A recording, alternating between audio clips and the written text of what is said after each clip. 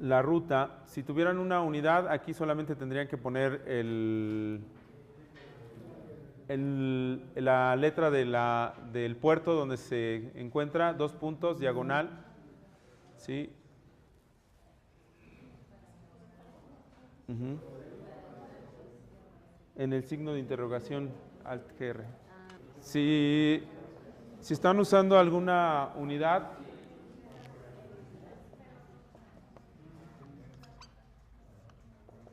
si están utilizando alguna unidad USB, solamente ubiquen la letra del puerto y ya. El último comando de esta secuencia.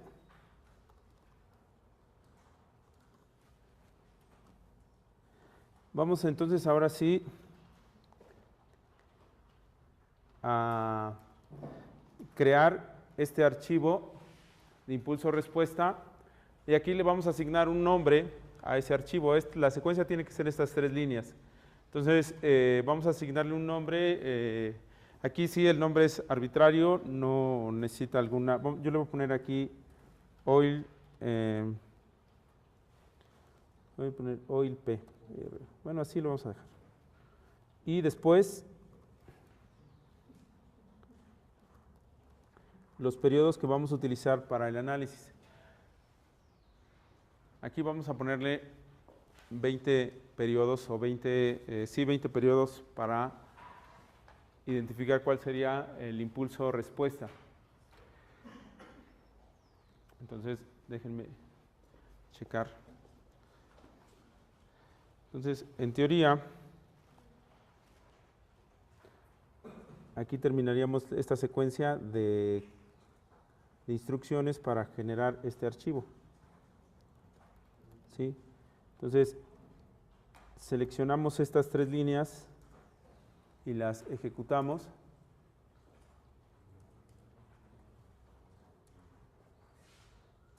Y en la ventana de resultados tiene que aparecer esto. ¿Sí? Ejecutan las 3 líneas. ¿Lo regreso? ¿Sí lo copiaron?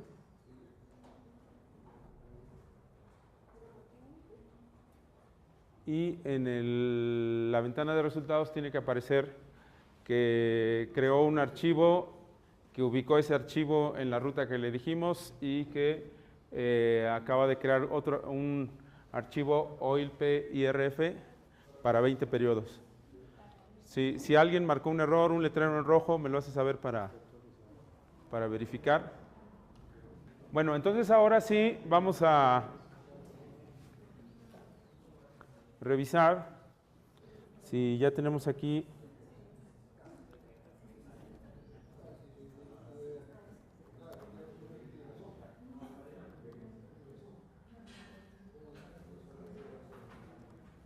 Entonces vamos a utilizar ahora esta instrucción. Ya una vez que tenemos esto, para este bar en concreto, vamos a utilizar el impulso respuesta y vamos a poner una gráfica. Generalmente el impulso respuesta se presenta a través de una gráfica, ¿sí? Entonces vamos a poner función impulso respuesta, gráfica y, o graph en este caso.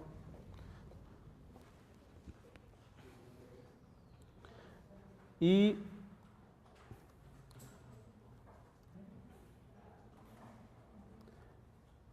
en un momento vamos a comentar a qué se refiere OIRF, pero es función impulso respuesta ortogonal o con el ortogonalización de los errores, ¿no? Pero la O es de lo de ortogonal, pero es decir que hace un proceso para eliminar cualquier relación entre los errores, ¿sí?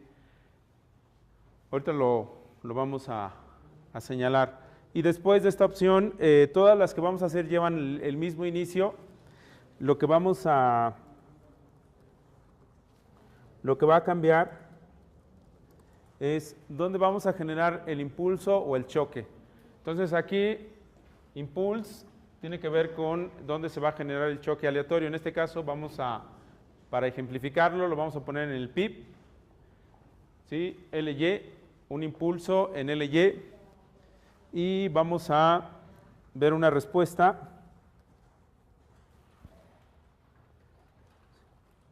en la demanda de combustibles.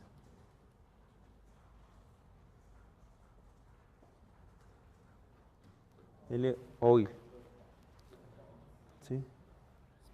Response. Perdón, respuesta. Response. Ahora sí, ejecuten esta línea, esta última línea. Sí, solamente esto que acabamos de hacer.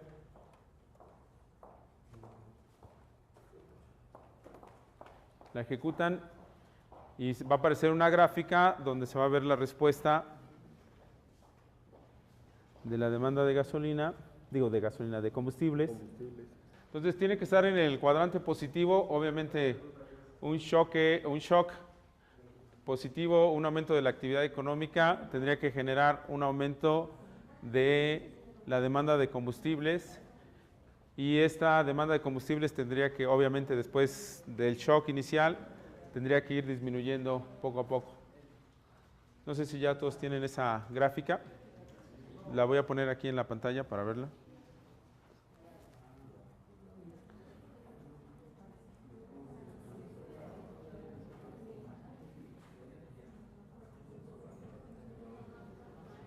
Bien, lo que tenemos aquí es la respuesta de la demanda de combustibles ante un shock del ingreso, pero recuerden que está en escala logarítmica.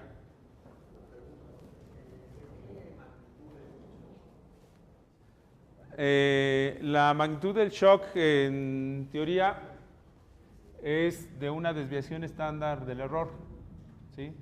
Digamos, es por arriba de la trayectoria observada histórica, ¿sí? del PIB. Generalmente estamos revisando, digamos, qué pasaría si hay un evento inesperado que aumentara la actividad económica por arriba de lo que se muestra actualmente. Sí, exacto. Ahora, en este caso, lo que podemos dar lectura a esta línea que tenemos aquí sería la respuesta de la demanda de combustibles. Lo que tenemos aquí abajo serían los periodos que son trimestres, porque estamos utilizando observaciones en frecuencia trimestral. Así es que lo que tenemos aquí serían 20 trimestres. Entonces se refiere a 20 periodos, serían 20 trimestres, ¿no? Que serían 5 años, ¿no? Bien, en este caso la respuesta, fíjense bien, está la línea de 0 indicaría que no tenemos ninguna respuesta. Si la línea se ubica alrededor del 0, indicaría que no hay una respuesta. En este caso, la respuesta es positiva a partir del inicial, es decir, cualquier aumento de la actividad económica se traduce inmediatamente en un aumento de la demanda de combustibles. Y ese shock, digamos, como es en un momento, se va agotando, se va diluyendo y prácticamente se tiende a estabilizar después de 10, 12 trimestres, ¿no? O sea, es decir, después de 10 periodos más o menos, ¿no? No, positivo porque está en el cuadrante positivo, ¿sí? Si fuera en el cuadrante negativo sería una respuesta negativa, es decir, una disminución, pero en este caso se mantiene positivo a lo largo de todo el periodo. Y lo que tenemos aquí en una franja gris es el intervalo de confianza, ¿sí? que genera el programa al 95% de significancia. Si podemos pedir la opción de que no presentara el intervalo de confianza y ver un poco con mayor claridad la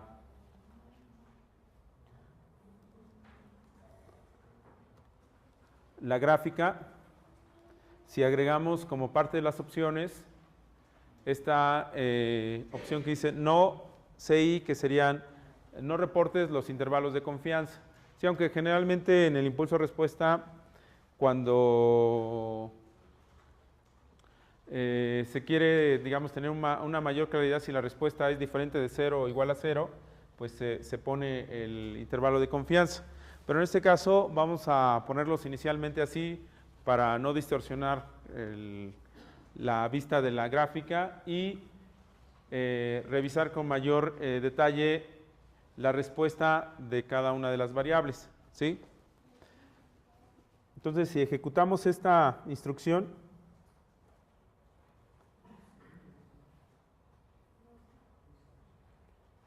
nos aparece únicamente la línea, ¿sí? Ya no aparece la línea sombreada, ¿sí? Entonces se aprecia con mayor claridad la respuesta ante un shock, ¿sí?, de la actividad económica. Entonces, el shock de actividad económica se genera un aumento inmediato de la demanda de combustibles, ¿no? Que eso sería, que en este caso de este país, bueno, esa es la situación que sucede, ¿no? Se recupera rápidamente la economía, lo que vamos a esperar es inmediatamente un aumento de la demanda de combustibles y eso va a generar un mayor nivel de emisiones. Ahora, lo que les voy a pedir es que realicen ahora ustedes, es la misma secuencia de comandos, lo único que van a tener que cambiar es en dónde se genera el choque y en dónde se da la respuesta. Entonces voy a poner aquí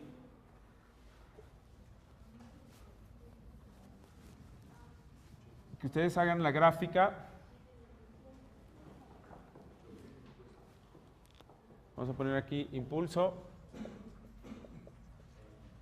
el logaritmo de los precios relativos, obviamente la respuesta es sobre la demanda de combustibles,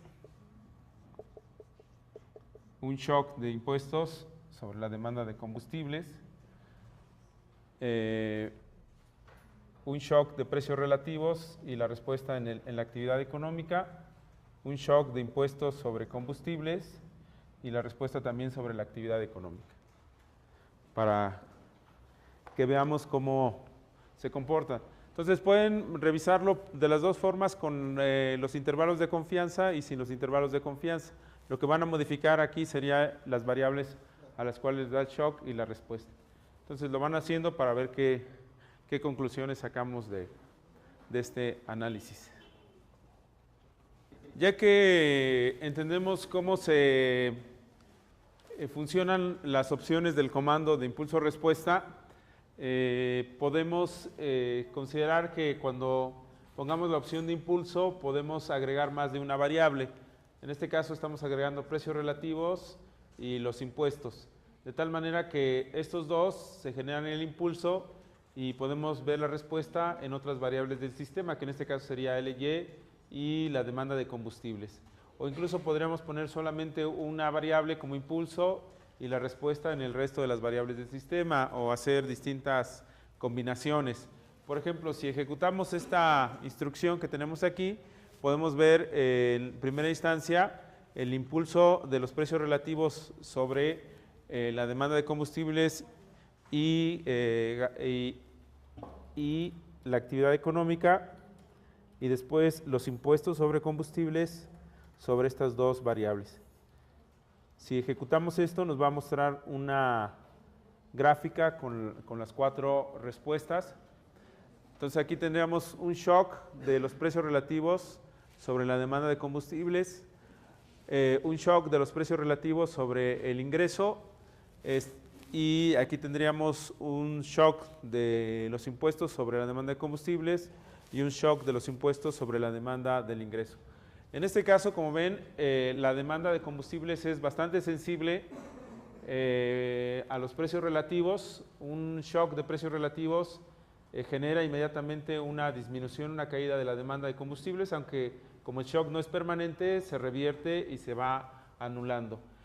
Pero también los precios relativos de la energía genera también una respuesta negativa de la actividad económica. Entonces, tal vez el efecto tenga que ver en que tanto afecta la demanda de combustibles como a la actividad económica por medio de otros sectores. Y aquí tendríamos la respuesta de la demanda de combustibles ante un shock de los impuestos. En principio parece que tiene la respuesta un poco rara, por decirlo así, porque tiene un shock positivo, aunque después se va sobre la escala de 0, es decir, no, tal vez la interpretación en este caso es que no tenga una respuesta sobre la demanda de combustibles, ¿no? El shock de impuestos. Pero en el caso de la actividad económica parecería ser que sí tiene un efecto, ¿sí? El shock de los combustibles sobre la actividad económica. Entonces puede ser que los impuestos sean más fuertes en algunos tipos de combustibles que afecten más a la actividad económica, pero el análisis nos permite hacer, más bien el análisis impulso-respuesta nos permite identificar ese tipo de relaciones que complementan también el análisis de causalidad. ¿En qué sentido se mueven las variables ante un shock en el sistema? ¿Sí? Creo que el doctor Galindo quería también hacer una participación. Dos cosas breves sobre esto. En realidad, el análisis que estamos viendo de Bares, hoy que hay una preocupación general por entender cuál es el business as usual de una economía, vimos general, estamos usando solo las variables, etc. Y Horacio al rato va a tocar el tema de la capacidad que tienen estos modelos digamos, de singular. Es probable que les pase mucho en lo que le conocen como overfitting, ¿no? Que sobreajusta las variables, ¿no? Y por eso hay otras cosas de cointegración, etc. Pero hoy que crecientemente necesitamos identificar cuál podría ser nuestro business as usual de una economía, los bares con diversas variables empiezan a indicar más o menos hacia dónde se podría estar moviendo digamos, una economía. Y permite entender también un conjunto de ajustes dinámicos que a veces es difícil de entender en términos prácticos. Entonces, voy a aprovechar el ejemplo que pone Horacio para comentarles dos o tres casos. En realidad, nosotros sabemos, o lo que nos dice normalmente la teoría,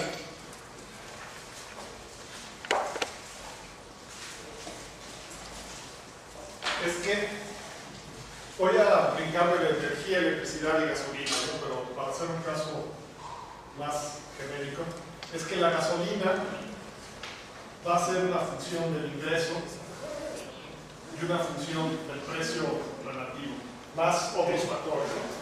Ahorita voy a complicar este análisis porque también lo puedo poner a través, la gasolina a través de la flota vehicular. Pero, ¿qué esperaría normalmente? Esperaría obviamente un coeficiente positivo del ingreso y un coeficiente negativo del precio. Pero les voy a poner dos casos donde empieza a haber la discusión interesante cuando uno está haciendo análisis de política pública. Supongamos, para hacerme la vida fácil, que este coeficiente beta 1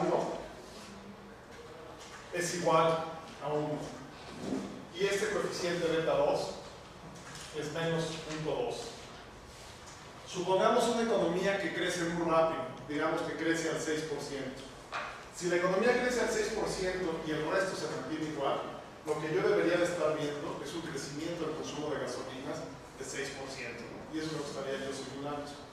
Pero fíjense, si en ese caso vamos a suponer que el gobierno decide meter un aumento de un impuesto, unos precios relativos del 10%. Si esto fuera así con ese coeficiente, el impacto que vendría por precios relativos sería de menos 2%, ¿no? Menos 6 menos 2 es menos 4, ¿no? Lo que se observaría es un 4 de positivo. A veces la gente dice, miren, su política de precios no funcionó porque el consumo de gasolina sigue creciendo. En realidad sí funcionó la política. Si no hubieran hecho esta política de precios, hubiera crecido al 6. ¿Sí me siguen? Entonces, muchas veces, cuando uno ve solo las dos variables, de repente uno se podría encontrar con el caso típico en donde el consumo de gasolinas va así y el precio relativo va así, ¿no? Cuando vemos estas dos, dice, bueno, no generó el efecto, ¿no? En realidad, lo que está en medio cambiando esta relación es el efecto del ingreso, ¿no? Por eso a veces es importante entender el conjunto de variables.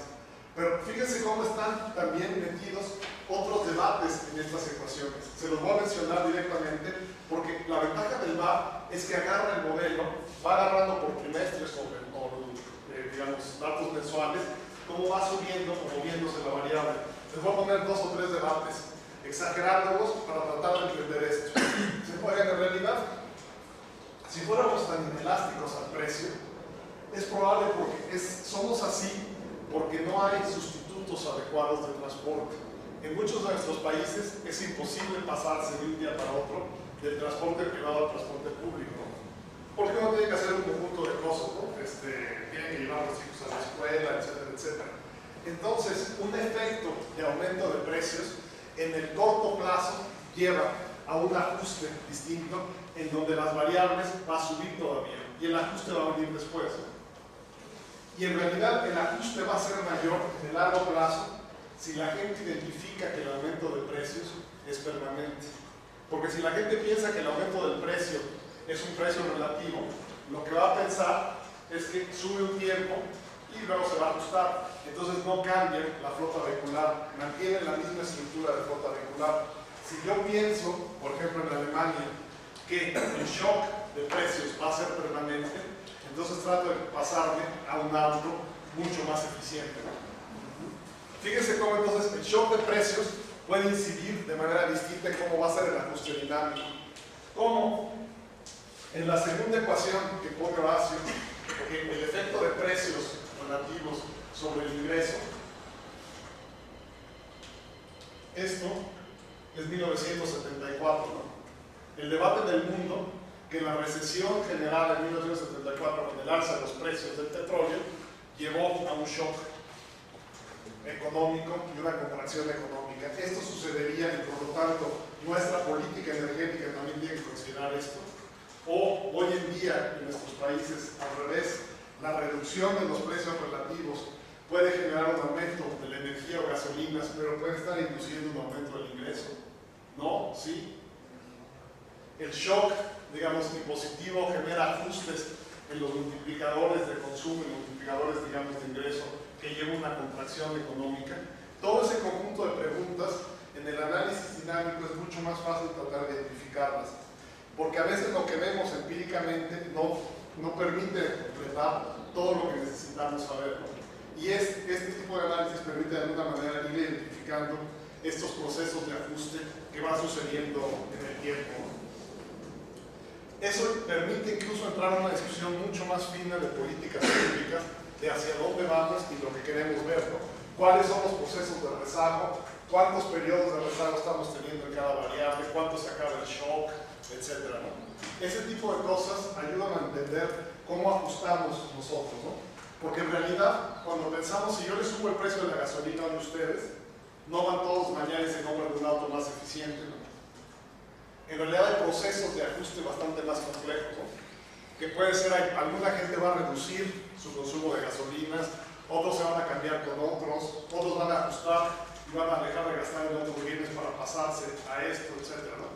Eso hay que tenerlo claro, ¿no? Por dónde está. Y mañana vamos a empezar a analizar mucho más cómo estas ecuaciones macro que está viendo Horacio, cómo se desagregan por diferentes niveles de ingreso.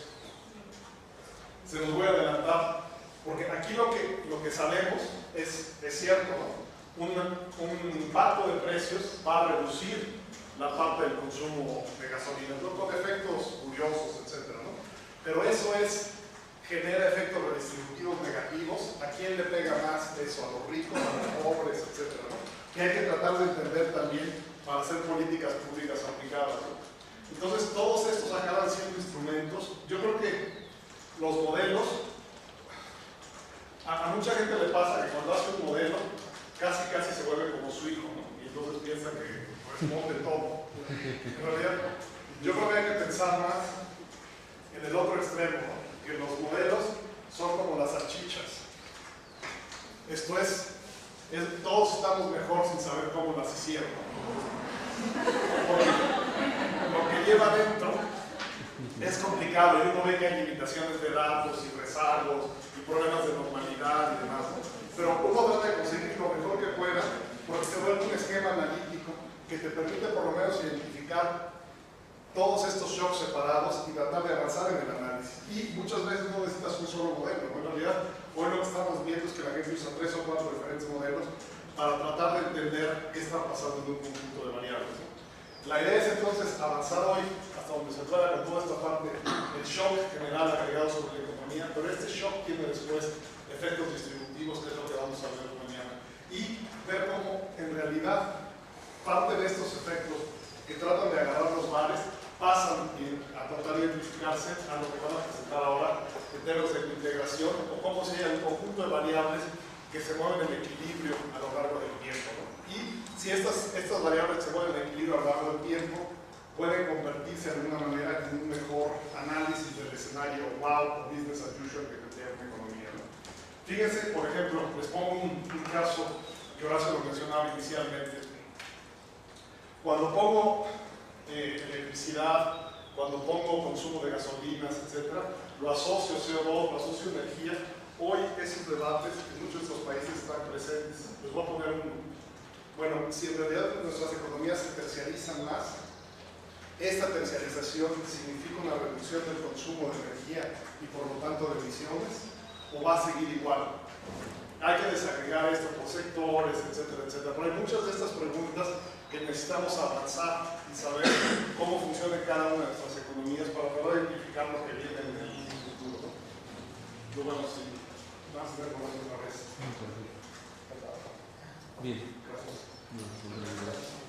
Bien, entonces, con esto podemos realizar este análisis de impulso-respuesta y obviamente adicional a lo que tenemos como análisis de impulso-respuesta, podemos complementarlo con el análisis que ya teníamos de causalidad, ¿no? Así es que podemos estimar una vez el VAR, una vez más el VAR.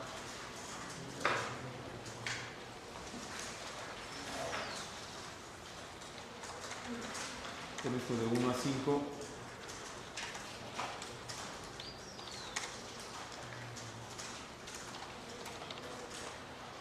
Y realizar la prueba de causalidad en el sentido de Granger para el conjunto de variables que estamos utilizando, que son el ingreso, los precios relativos, los impuestos y revisar el cuadro de la prueba de causalidad para saber qué es, en qué sentido está realizándose la relación entre las variables. Entonces pueden seleccionar estas dos líneas y ejecutar la instrucción para visualizar el cuadro.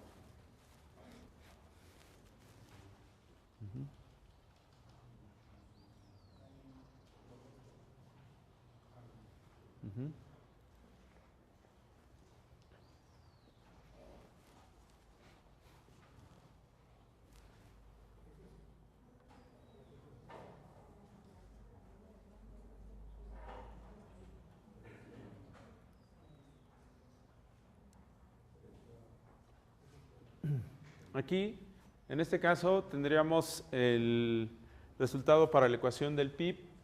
En este caso, el PIB es causado, o sí, la dirección de la causalidad va con respecto de precios relativos al PIB, son estadísticamente significativos. Los combustibles y los impuestos no causan al PIB, no son estadísticamente significativos, ¿no?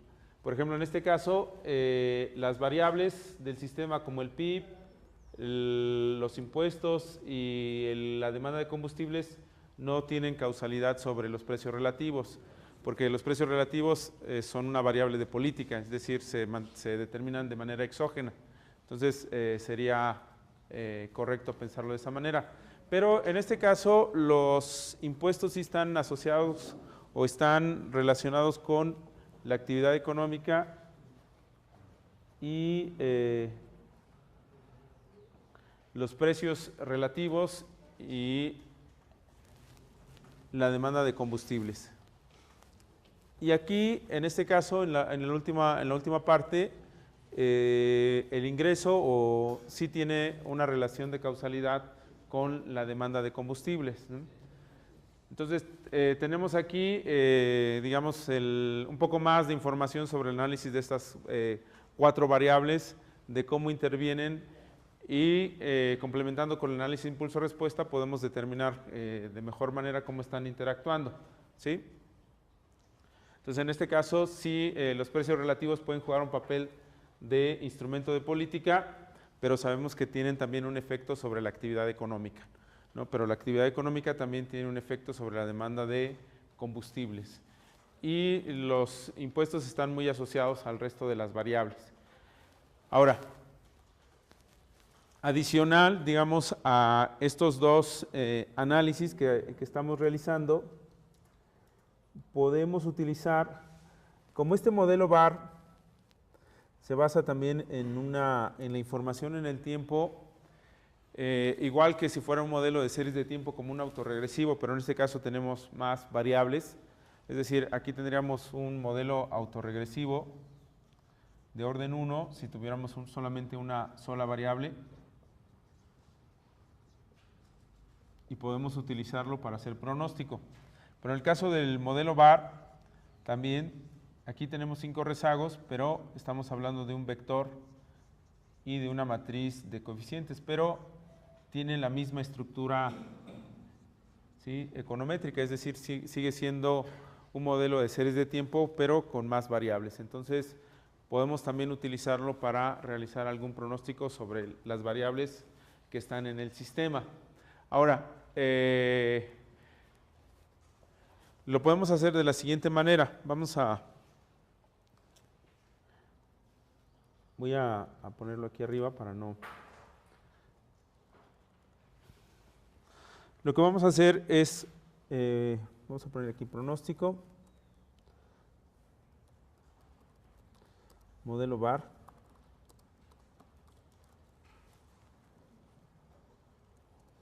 Y vamos a reestimar una vez más el modelo. Sé que ya lo teníamos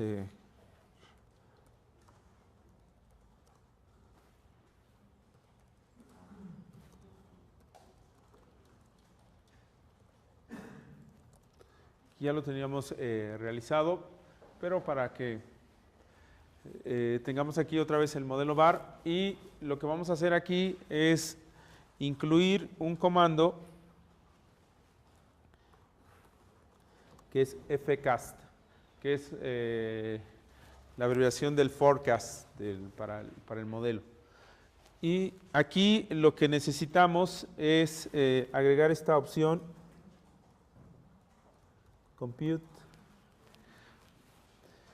Ahora, nosotros, el programa necesita, como va a generar nuevas variables, necesita ponerle un rótulo a esas variables, ¿sí? Entonces, le va a poner, o le va a anteponer a cada rótulo de la variable que está en el modelo VAR, otro rótulo, ¿sí?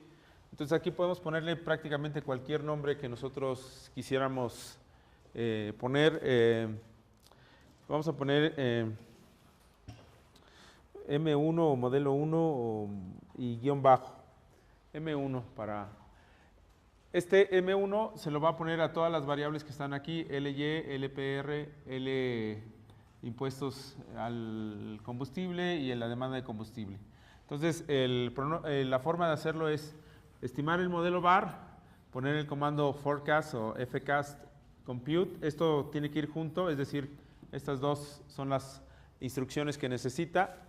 Agregarle un letrero o un rótulo que le va a anteponer a cada una de las variables. Y ahora vamos a ponerle una coma, ¿sí? Entonces es M1 guión bajo, coma, y aquí le vamos a indicar cuántos periodos hacia adelante necesitamos hacer el pronóstico. Sí, es muy parecido a un modelo de serie de tiempo, es decir, cuántos periodos son, trimestres, por cada año son 4 observaciones. Vamos a suponer que entonces queremos hacerlo para 2 años. Entonces vamos a ponerle los pasos, step 8.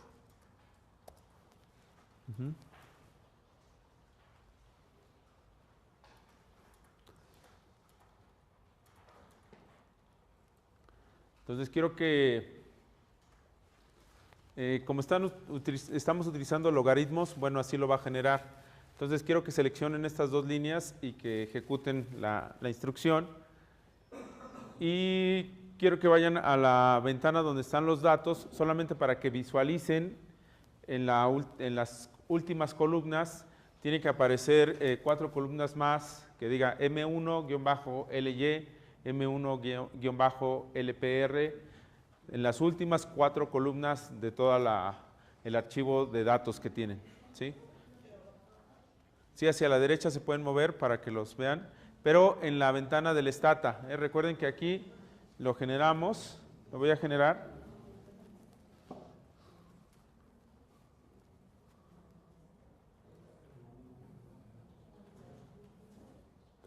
Y en la ventana de los datos, ustedes tienen que moverse aquí y aparecen estas columnas, ¿sí? Y el programa les va a generar adicional el límite inferior, límite superior, el error estándar de pronóstico, ¿sí?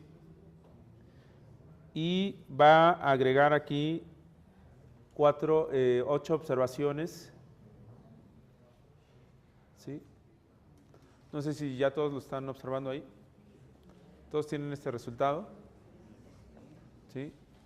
Si les marcó un error, lo hacen saber para apoyarlos. Entonces aquí tendríamos los valores generados por el modelo VAR. Entonces el modelo puede, digamos, el programa, una vez que tenemos esto, voy a regresar aquí al DoFile.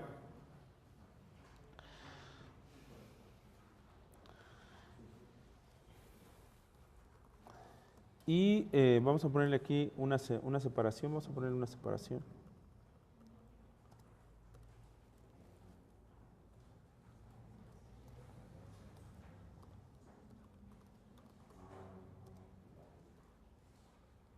Y vamos a ponerle gráficas.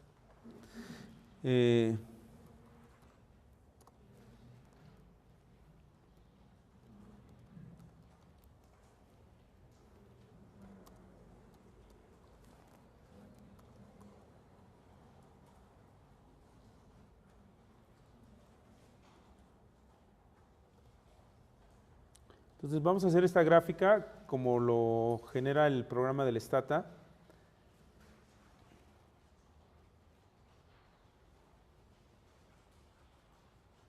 Y generamos esta gráfica. Entonces quiero que ejecuten este comando donde es el forecast graph.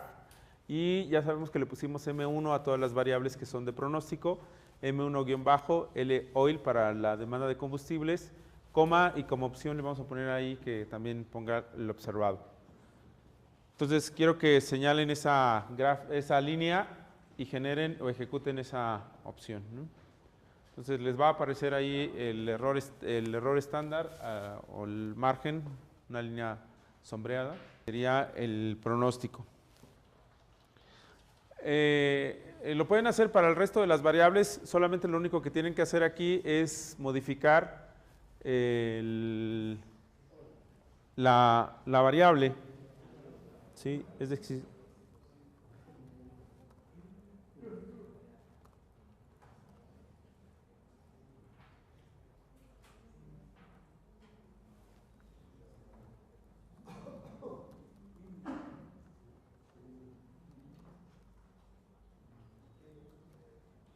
¿sí? Tienen que hacer una gráfica, una línea, cada una de las líneas genera una gráfica.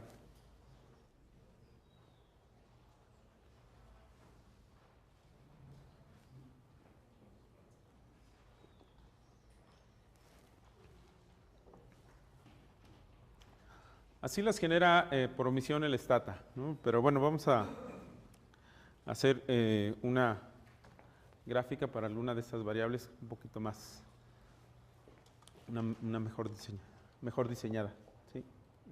Bien.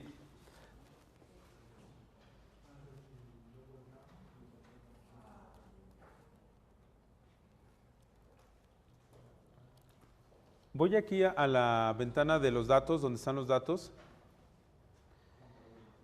El programa, si ustedes observan aquí, el programa reconoce, digamos, el número de observaciones, siempre lo tiene aquí, que también nos sirve para cambiar el tamaño de la muestra. Podemos utilizar la fecha del tiempo o bien podemos utilizar el número de observaciones que tiene registrado el programa. para utilizarlos y generar o cambiar el tamaño de la muestra. En este caso tenemos en la base de datos 92 observaciones y generando el pronóstico tendríamos de la observación 93 a la 100, que son precisamente lo que generó aquí.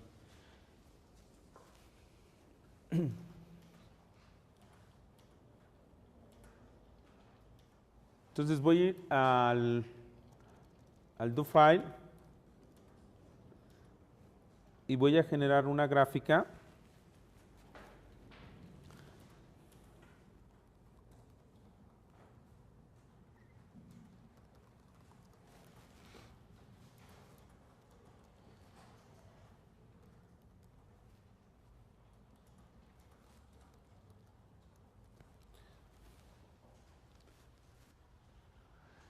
Lo que hace el programa del Stata es generarme un límite superior y un límite inferior para el pronóstico. Y lo genera con el rótulo M1 que le pusimos, -LOIL, pero adicional genera para el límite o el borde inferior y genera otro para el límite superior o borde superior. En este caso voy a indicarle que en esa serie ponga la última observación que tenemos para el consumo de gasolina, que sería LOIL con la opción esta que dice aquí IN, ¿sí?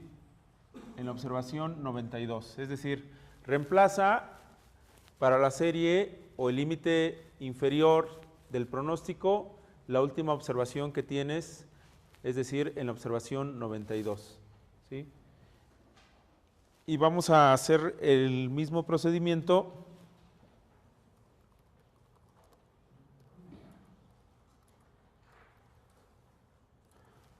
para el límite superior.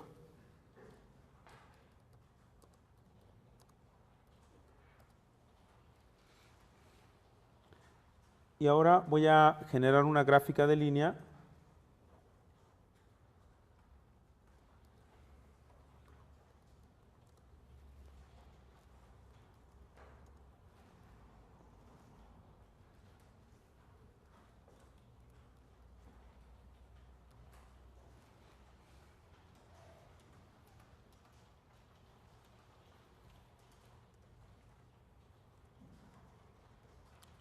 parece un poquito enredado, pero en realidad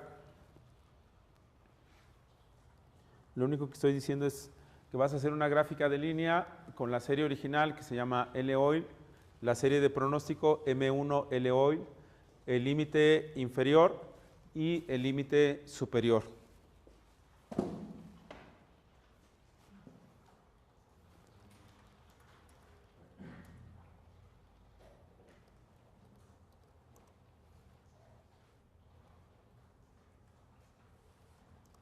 Y va a ser de la observación 80 a la observación 100.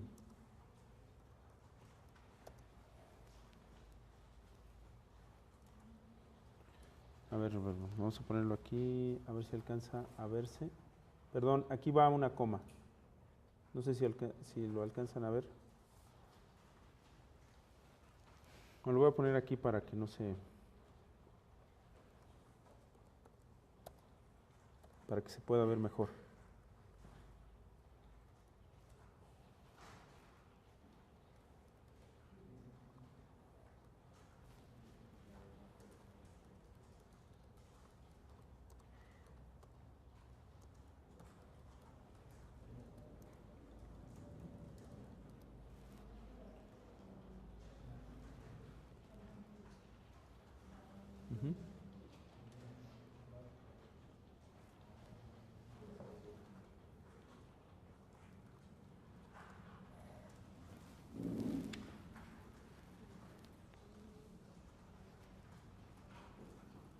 Entonces vamos a agregarle un título que diga pronóstico bar del logaritmo de la demanda de combustibles y después vamos a agregar un letrero para la primera variable o la leyenda para la primera variable Aquí hay que tener cuidado solamente con los espacios y los paréntesis.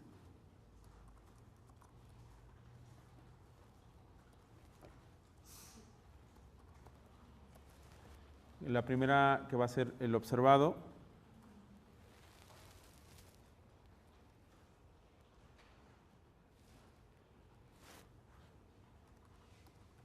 Para la segunda le vamos a poner el rótulo de pronóstico.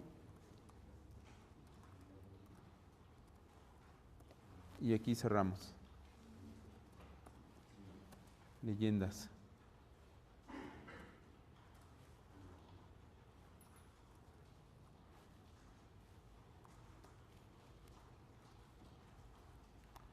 Y aquí vamos a poner el formato de línea.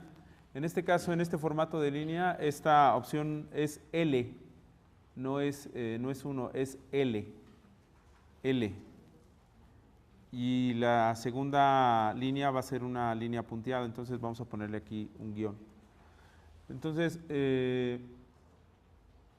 primero vamos a generar estas dos líneas, ¿sí? Vamos a hacerlo paso por paso.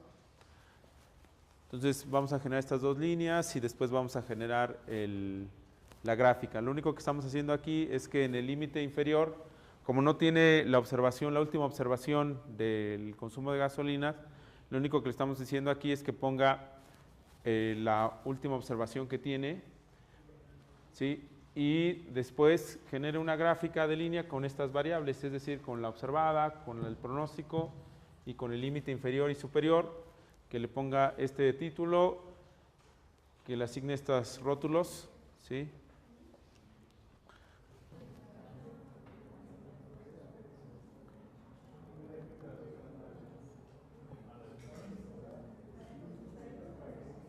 Ah, sí, este no me faltó.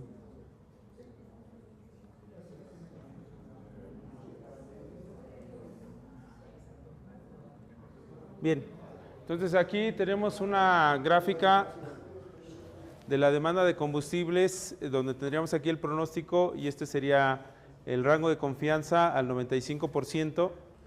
Esta sería la trayectoria observada en logaritmos y esta sería el pronóstico para los próximos 2 años, ¿no? 2016, 2017.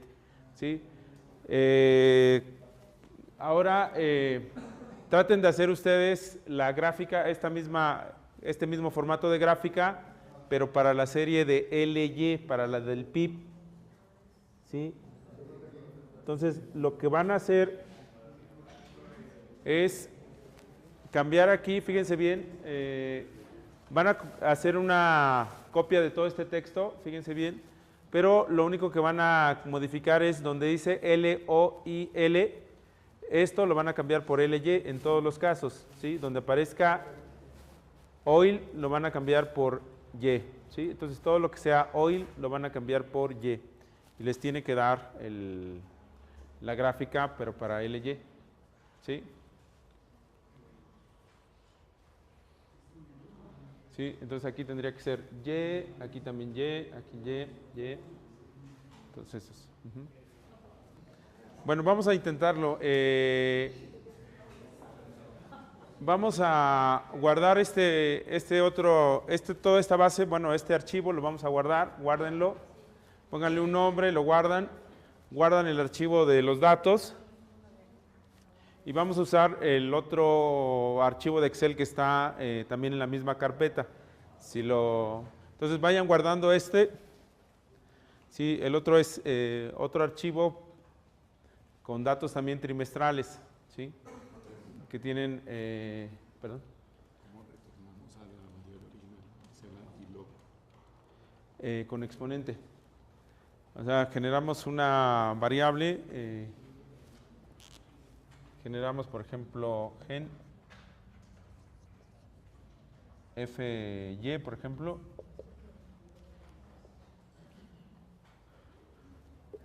Sí, igual lo podemos hacer en Excel o aquí mismo y ya ponemos la expresión x y luego ly, por ejemplo. Ajá. Y así regresamos a generar la variable en escala original.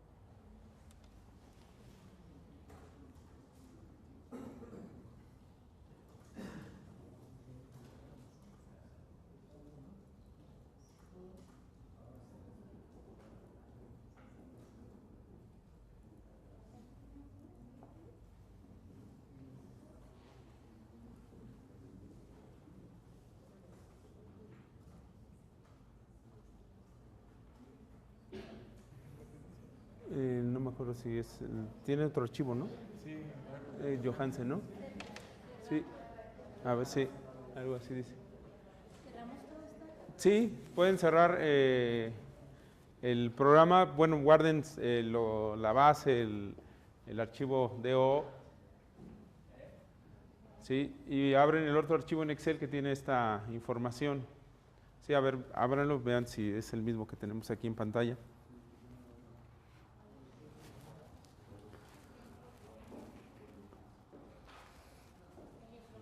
Ujú. Bueno, aquí gas es el consumo de gasolinas. Esta está, no recuerdo si está en barriles o en litros, millones de litros. Precios de la gasolina, los precios, igual el ingreso. Y aquí dejamos los impuestos a los combustibles. ¿Sí? Vamos a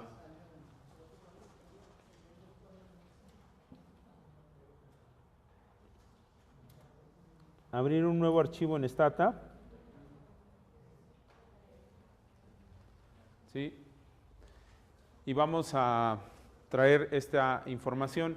Esta base está de 2000, creo que del año 2000, 2003. Es mucho más reciente.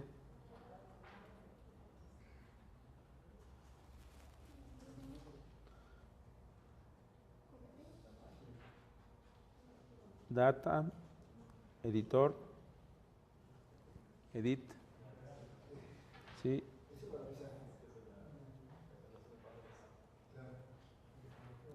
Y en este caso vamos a seleccionar esta información y generamos un nuevo archivo de datos del Stata.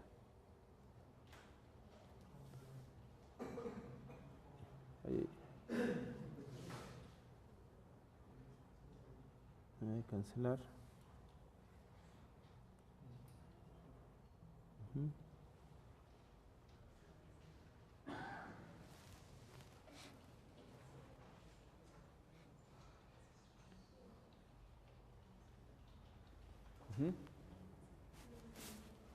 ¿Sí lo tienen ahí? Entonces ahora generamos un nuevo archivo de instrucciones con extensión de O, un nuevo do file. Y vamos a generar como ven, no tiene tampoco fecha de tiempo, entonces vamos a generar esta fecha. Son observaciones trimestrales también, pero en este caso empiezan de 2003.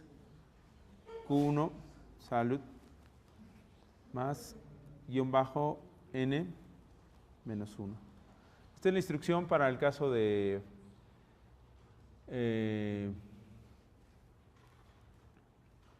las observaciones trimestrales.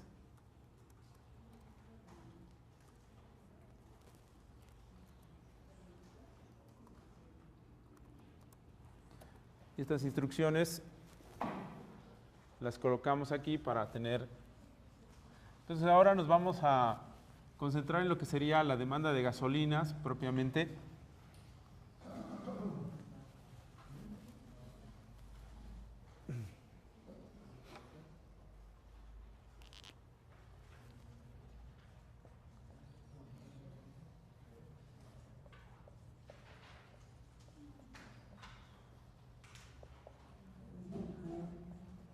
Si ustedes quieren colocar el formato, si fueran series mensuales, ustedes tienen que colocar TM, el año y el mes igual. Por ejemplo, si inicia en el primer mes, en el mes de enero, M1, por ejemplo, o si fuera en el mes de junio, M6, ¿sí? Y obviamente tienen que generar aquí la serie. Esto nada más es la instrucción, lo único que cambia sería en esta parte. Y en el formato, igual tendría que ser así, pero pueden poner TM y la serie de porcentaje. ¿Sí? Entonces aquí lo único que cambiaría sería, en lugar de la letra Q, sería la letra M para indicar que fueran meses. ¿Sí?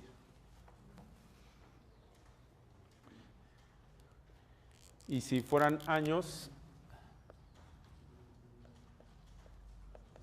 Si no lo tienen generado, sería igual, pero en este caso sería Y, que es el para año.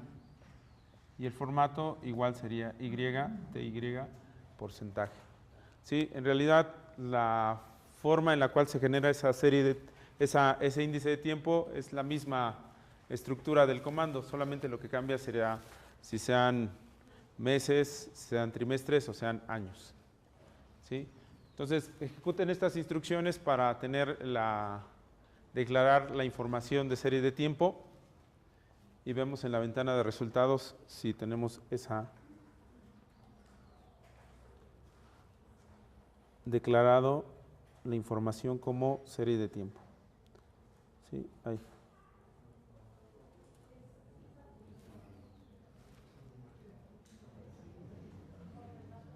No, perdón, al revés, ahí. Me equivoqué aquí. Perdón, aquí me equivoqué, es al revés. Es acá. Perdón. Sí, ahora solamente ejecuten acá. Perdón, porque aquí tienen que corregirle.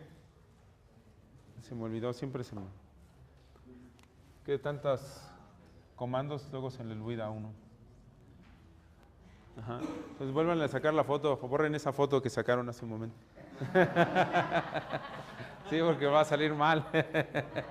Ahora tomen esta, que es la correcta. Bueno, ahora sí ejecuten estas dos últimas líneas y verifiquen. Sí, tiene que salir. ¿Sí? ¿Sí ya salió bien? Sí, perfecto.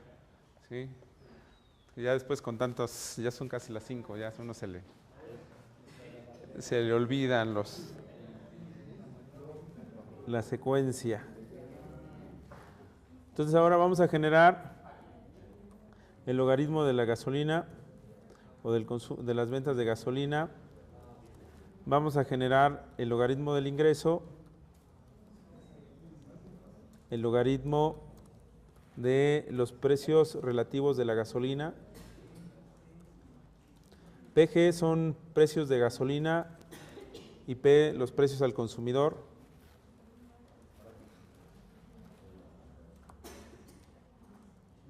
Y los impuestos a los combustibles, ¿no? Que va también incluido la gasolina.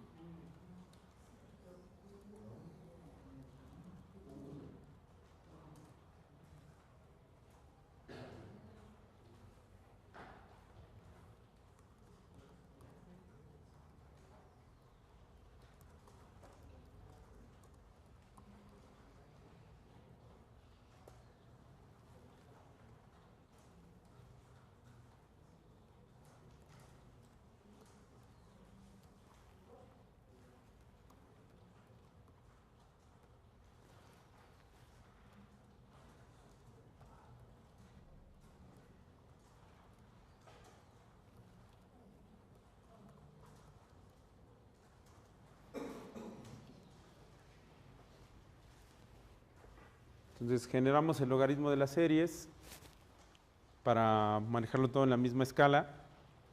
Esto lo hacemos porque tienen escalas de medidas diferentes, ¿no? Entonces, para tener más sentido.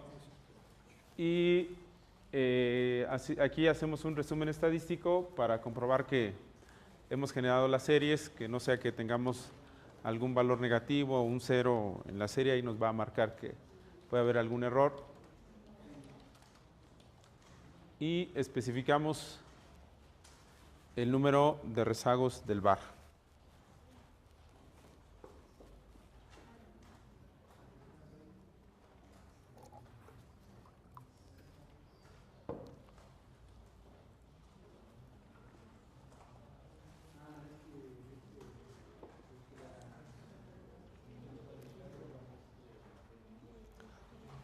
Recuerden que aquí estamos usando los criterios de información.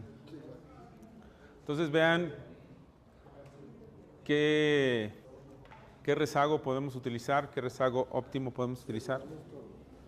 Nos dice que hasta 8, ¿no? Bueno, entonces podríamos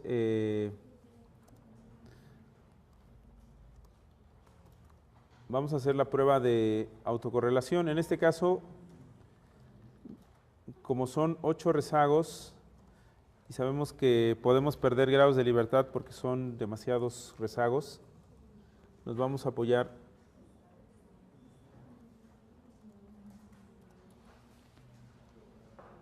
en una prueba de autocorrelación.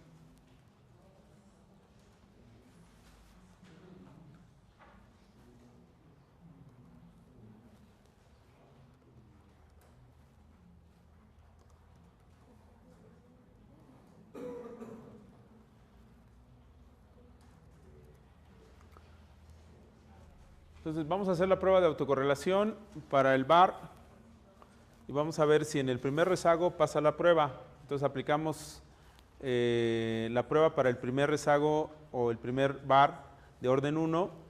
El orden de la prueba de multiplicadores de Lagrange de autocorrelación debe ser de 4. Entonces lo que vamos a hacer es hacer este procedimiento y ver en qué orden pasa la prueba de autocorrelación. Entonces lo vamos a hacer para el orden 1, para el orden 2, para el orden 3, para el orden 4 y según mi ejemplo debe pasar en el orden 5, pero bueno, vamos a checarlo.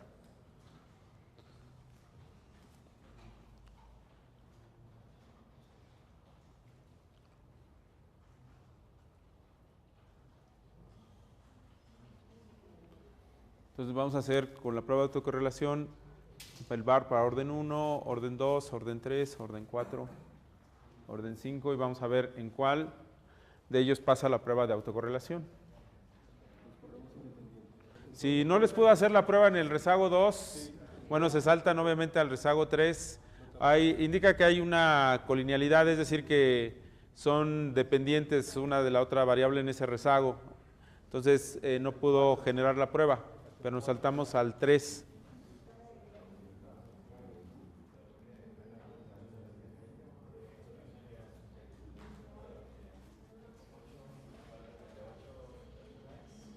¿En cuál pasó la prueba? ¿En el 3? ¿En cuál más?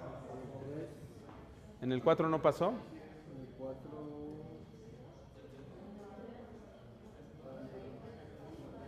¿Y el 5 sí pasó? ¿3 y 4?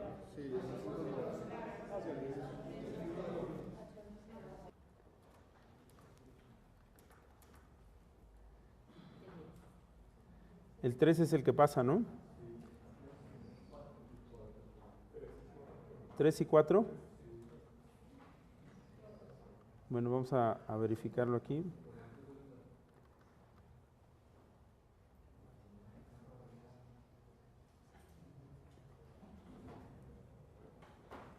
Ah, no, esta no, todavía no le pongo acá.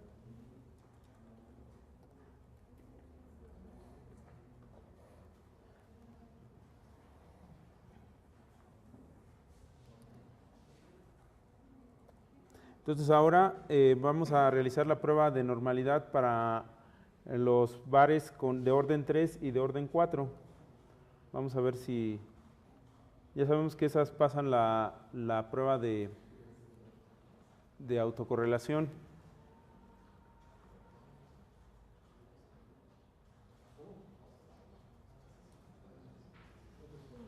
Tres y 4. Entonces vamos a hacer lo siguiente. Y ustedes me dicen cuál es el que pasa la prueba.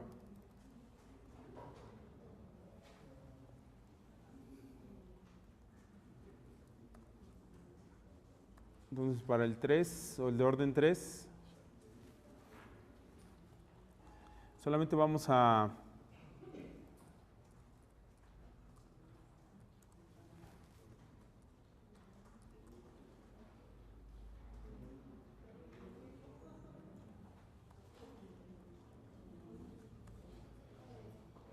Vamos a indicar que genere solamente el cuadro de la prueba conjunta, Jarque-Vera.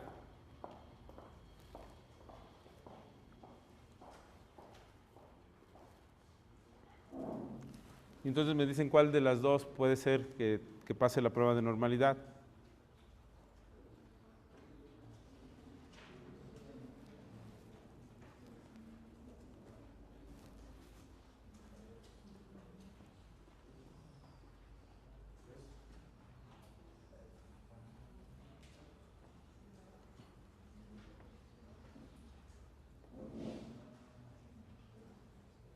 Entonces, ¿cuál fue la mejor? 3.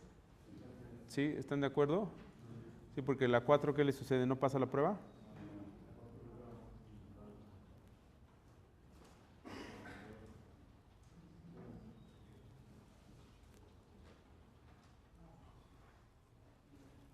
Bueno, la 3 aquí, aunque la primera ecuación está ahí en el margen, tomamos siempre el estadístico de la prueba conjunta, que es el último.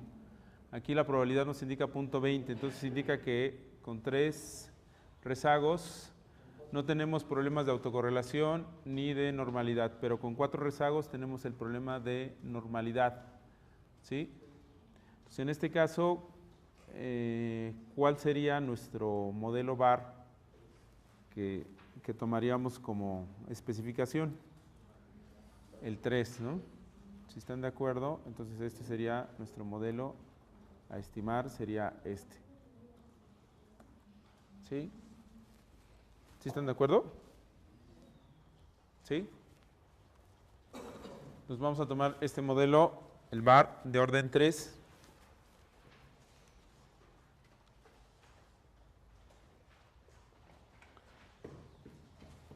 Y entonces realicen aquí la prueba de causalidad en el sentido de Granger. A ver cómo queda. Recuerden cuál es el... ¿Sí?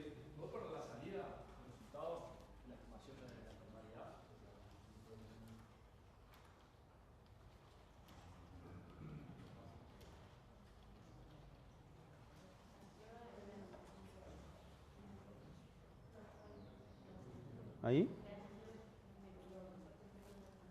¿Ese?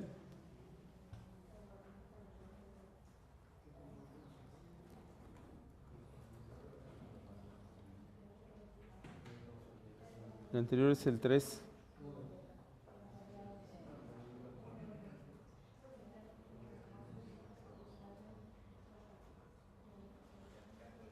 Recuerden que el comando es var Granger.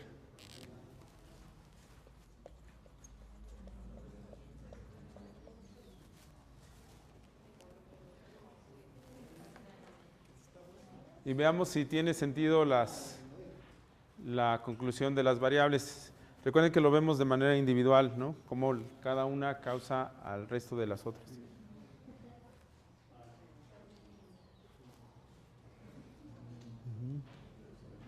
Los precios causan el consumo, el ingreso y los impuestos.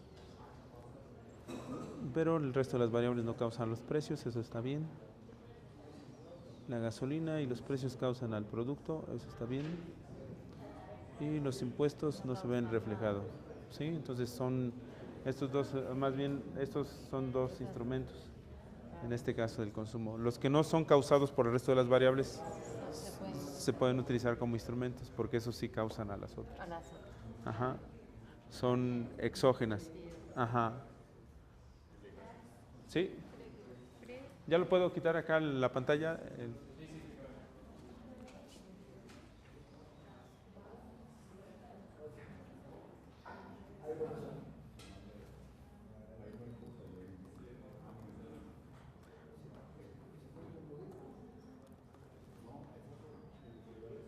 Entonces aquí generamos la prueba de causalidad en el sentido de Granger. Y bueno, aquí tenemos los resultados para el VAR de orden 3, ¿sí? El consumo de gasolina es causado por los precios relativos de la gasolina, por el ingreso y por los impuestos, ¿sí? Entonces, el sentido de la causalidad va de estas variables sobre el consumo de gasolina, que es correcto. Ahora, los precios relativos, obviamente debemos considerar que los precios deben de ser un instrumento de política. Entonces, en este caso, el consumo de gasolina no causa los precios, el PIB no causa los precios y los impuestos no causan a los precios. Entonces, cuando tenemos este resultado sobre una de las variables, se dice que esa variable es exógena o que puede ser considerada como un instrumento de política, ¿sí? Que en este caso los precios podrían ser utilizados como instrumentos. ¿Por qué? Porque sí causan el consumo de gasolinas, pero el consumo de gasolina no genera, ¿no?, una causalidad sobre esto. Ahora, en el caso del producto, tanto el consumo de gasolinas como los precios relativos sí tienen una incidencia o una causalidad sobre la actividad económica, no así los impuestos, ¿sí? En este caso, el consumo de gasolina y el ingreso tienen, como se dice, un feedback entre ellos, ¿no? O sea, aumenta el ingreso, aumenta el consumo de gasolinas, pero también tiene una relación simultánea con el ingreso. Pero los impuestos tampoco son causados aquí por el resto de las variables, entonces también se puede considerar como exógeno, aunque sí tiene una relación con el consumo de gasolinas, ¿sí? Así es que los precios y los impuestos podrían utilizarse para incidir sobre la trayectoria del consumo de gasolinas, ¿sí? Bueno, entonces ahora tendríamos que ver si el impulso respuesta nos muestra un resultado similar. Ahora, lo que tendríamos que hacer es el mismo procedimiento que hicimos con el anterior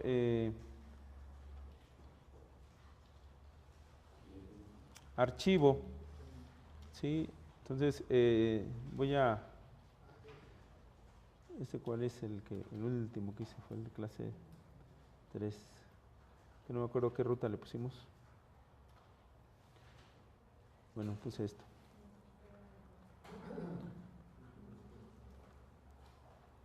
Entonces vamos a realizar lo del impulso respuesta.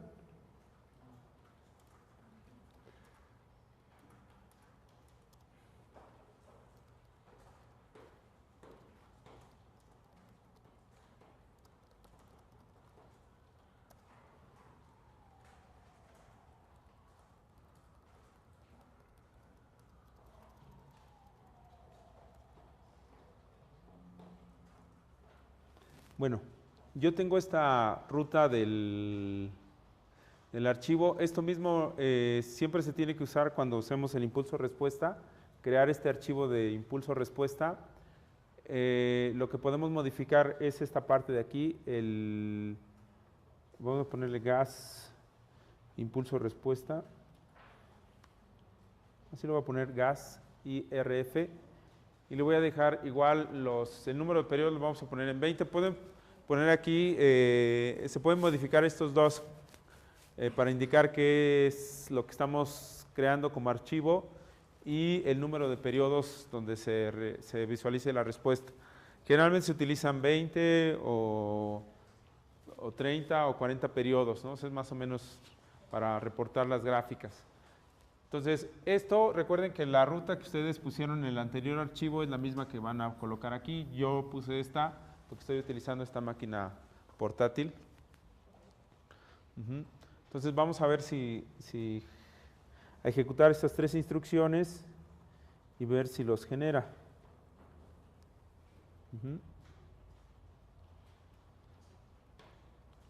Ahorita regreso al do file, nada más quiero ver si los generó aquí.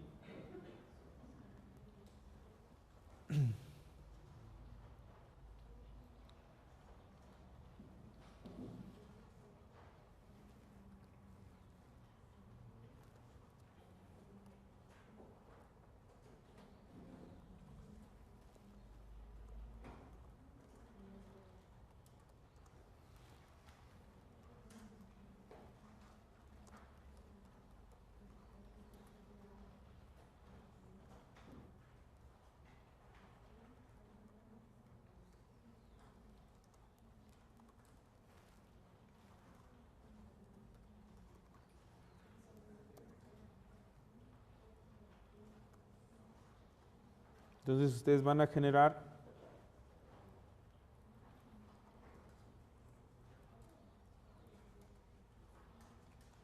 las gráficas de impulso-respuesta, si es que no les marcó un error aquí en estas gráficas, y después le agregan aquí que no les ponga el intervalo de confianza para ver bien la trayectoria.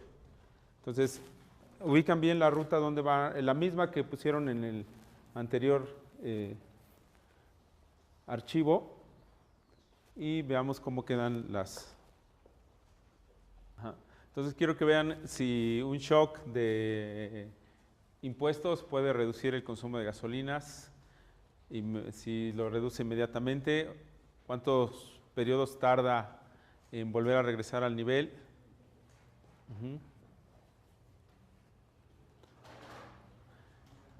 Un shock de precios.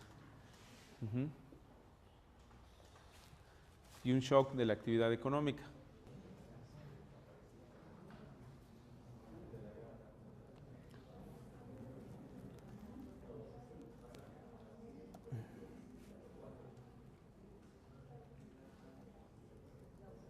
Vamos a realizar el pronóstico.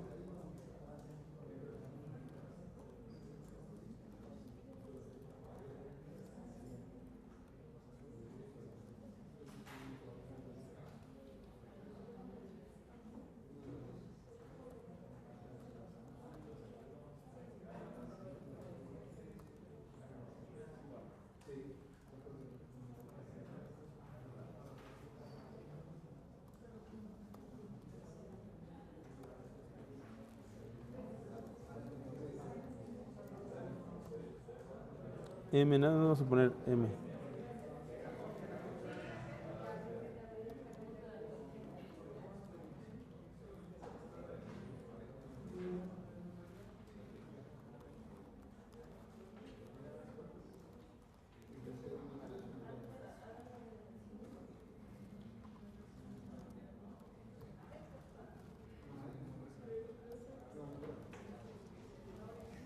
Bueno, entonces finalmente vamos a realizar el pronóstico para el consumo de gasolinas. Entonces volvemos a estimar el modelo VAR, incluyendo las variables, con el comando de forecast, con la opción esta de asignarle un rótulo. Ya no le vamos a poner 1, le vamos a poner M nada más, M-bajo. Y vamos a ponerle aquí una coma y 8 periodos hacia adelante, y que nos genere la gráfica para la variable L-gas. ¿Sí? Entonces, como ven, este tipo de procedimientos, de métodos o técnicas, nos permiten identificar la relación entre las variables. En primera instancia, lo que tenemos que suponer es que existe esa relación entre las variables, obviamente. Cuando hicimos el análisis con datos anuales, encontramos que sí hay una relación entre estas variables de energía, PIB, emisiones, y lo que nos permite hacer esta técnica es precisamente identificar la relación causal entre ellas, ¿no? O sea, cómo responden, pero la diferencia en hacer un análisis individual por la variable o un modelo uniecuacional es que ahora lo estamos planteando como si fuera un sistema. Entonces, en este contexto tiene más ventajas, ¿sí? Permite identificar cómo se relacionan las variables entre ellas, permite tener más evidencia sobre la causalidad, y para realizar análisis de impulso-respuesta, y también permite realizar pronósticos de las series. Entonces tiene ciertas ventajas. Ahora, el punto débil es identificar adecuadamente el número de rezagos para cada modelo. Entonces, por eso podemos utilizar diferentes estrategias para encontrar el número de rezagos. Podemos utilizar los criterios de información, o las pruebas de exclusión, o la prueba de autocorrelación junto con la prueba de normalidad, identificar cuál podría ser el mejor rezago para cada uno de los modelos. Y después, obviamente, realizar este análisis estructural de causalidad de impulso-respuesta, ¿no? Que es lo que nos permite identificar cuáles serían las variables que genuinamente son instrumentos de política y cuáles son las variables que responden a esos instrumentos y si efectivamente shocks o cambios inesperados en esas variables generan la respuesta que nosotros intuitivamente esperamos, ¿no? ¿Sí? Bien. Entonces, con respecto a lo que hemos visto, ¿alguna duda, alguna pregunta, algún comentario? Sí. Acá se testeó por autocorrelación Sí. y por normalidad. Sí. ¿Por qué no se hizo nada sobre cómo se estudia? Bueno, una parte es porque el programa como tal no tiene la opción de hacer la prueba de heterocedasticidad, ¿sí? Entonces tendríamos que programarla para hacerla. Entonces eso nos lleva un poquito más de tiempo, ¿no? Entonces, desafortunadamente en ese aspecto el programa está limitado porque no tiene esa prueba, ¿sí? Esa sería una de las cuestiones, ¿no? Sí, aunque se pueden hacer en otro software y tal vez sí tenga las pruebas, ¿no? También se pueden hacer pruebas de cambio estructural, otras cosas más sobre el mismo modelo, pero para lo que necesitamos es, en este caso, es encontrar el número de rezagos óptimo con base en ciertos criterios estadísticos, ¿no? No imponerlo de fuera y que efectivamente cumpla con ciertas características. Uh-huh. ¿Sí? ¿Alguien más? ¿Sí? ¿Nada? Yo tengo la duda porque varias de estas pruebas, por ejemplo, de econometría se podría hacer. Sí. No sé cuál sería la ventaja de encontrarnos en estándar para este tipo de variables o datos. ¿En eBius bueno, en eBius es un poco más fácil hacerlo, ¿sí? Es más cómodo porque tiene, digamos, como ventanas, objetos, es más cómodo hacerlo, ¿sí? Dan generalmente los mismos resultados,